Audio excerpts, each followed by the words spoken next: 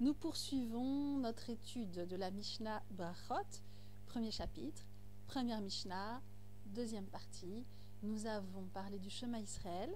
Nous savons qu'il faut lire, réciter le Shema Israël en se couchant et en se levant, et donc le soir et le matin. En ce qui concerne le soir, à partir de quelle heure peut-on lire le Shema Israël et jusqu'à quelle heure? Telle est la question que pose cette première Mishnah.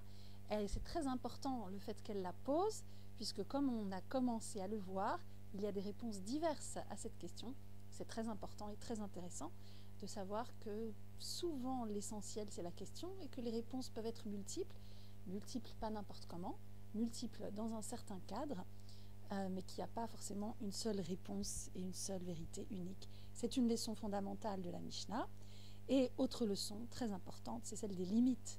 Il y a plusieurs façons de voir l'intervalle de temps dans lequel on peut dire le Shema Israël.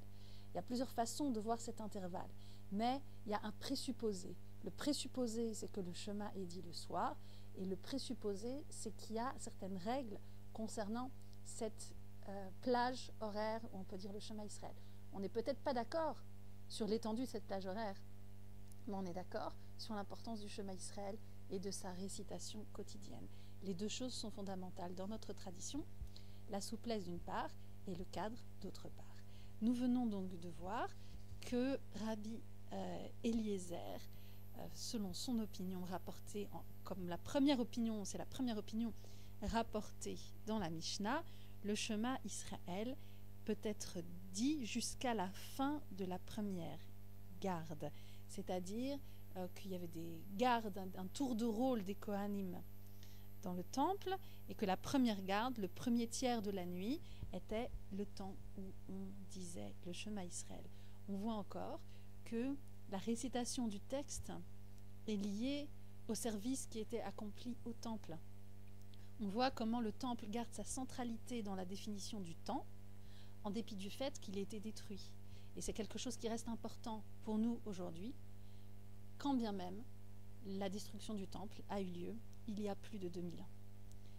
Rabbi Eliezer jusqu'à la fin de la troisième veille. Mais la Mishnah poursuit. Et les sages disent.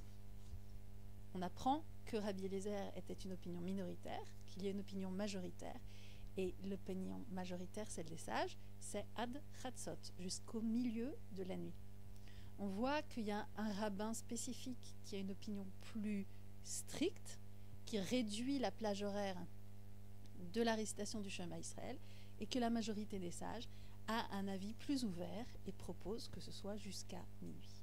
Et on a un troisième avis qui est très important et très intéressant dans la Mishnah, dans cette première Mishnah, c'est l'avis de Rabban Gamliel. Et voilà ce qu'il dit. Rabban Gamliel Omer, Ad Sheyale Amud Hashachar. Il va plus loin encore et il dit que ce n'est pas jusqu'au milieu de la nuit, mais que c'est jusqu'au lever du jour, jusqu'à ce que monte la colonne du matin. Voilà le temps correct pour le Shema Israël. Une opinion donc beaucoup plus ouverte, une autre opinion, minoritaire elle aussi, opposée à la première opinion minoritaire. L'opinion des sages jusqu'à minuit, l'opinion de Rabbi Eliezer jusqu'au premier tiers de la nuit, et l'opinion de Rabban Gamliel jusqu'à ce que le matin se lève. La Mishnah continue et elle nous raconte une histoire qui témoigne de la position de Rabban Gamliel sur la question. Maaseh shebaou banav mibet hamishte. Il arriva que ses fils reviennent de la maison du festin, c'est-à-dire que ses enfants étaient à une fête et ils sont revenus et ils sont rentrés à la maison. Et apparemment, Rabban Gamliel n'était pas couché, il les a attendus jusqu'à une heure tardive de la nuit. Et voilà ce qu'ils lui ont dit, Amrulo, lo karinu et shema. Ils lui ont dit, nous n'avons pas lu le Shema Israël. On ne sait pas dans la Mishnah quelle est l'intonation de cette affirmation. Est-ce qu'il s'agit d'une révolte? Est-ce qu'il s'agit d'une tristesse? On regrette, on n'a pas dit le Shema d'Israël, on a oublié, que doit-on faire? Ou on ne l'a pas dit, c'est comme ça et maintenant c'est trop tard, laisse-nous tranquille, ou peut-être plein d'autres possibilités. La Mishnah ne nous le dit pas. Et voilà ce que Rabban Gamliel a répondu. Amar Lahem, il leur a dit, Imlo ala amud hashachar, si la colonne du matin n'est pas encore montée, n'est pas encore arrivée, Chayavin Atem likrot, vous êtes dans l'obligation de lire le Shema Israël. Alors en quoi est-ce que cette histoire vient rajouter à l'opinion, à la chik de Rabban Gamliel? Il a dit jusqu'à ce que monte la colonne du matin, pardon, c'est la colonne du matin dont il s'agit, jusqu'à ce que monte la colonne du matin. Pourquoi maintenant nous parler de ses fils et de sa vie de famille? Eh bien, nous le verrons dans la prochaine vidéo.